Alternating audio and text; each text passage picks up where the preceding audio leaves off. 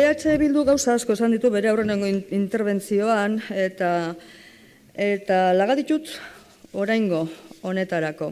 Orain dela oso egun gutxi, Eusko Jaurlaritzako aurrekontuekin ikusi deguna ikusita gero, etzazue pentsatu erraza dezutenik beste baten teilatuaren gainean jartzia pelota.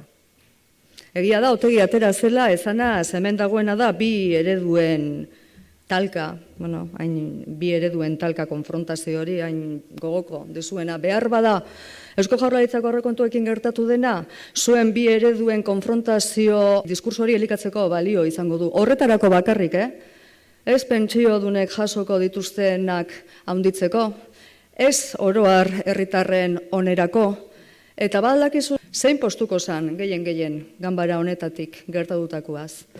Kano jauna? Kano jaunako hain dela aztebete, bere kezka izugarria adierazten zigun, por esto de que pretendiéramos hacer país. Que pretendiéramos hacer país era suficiente para justificar una potola y contundente enmienda a la totalidad.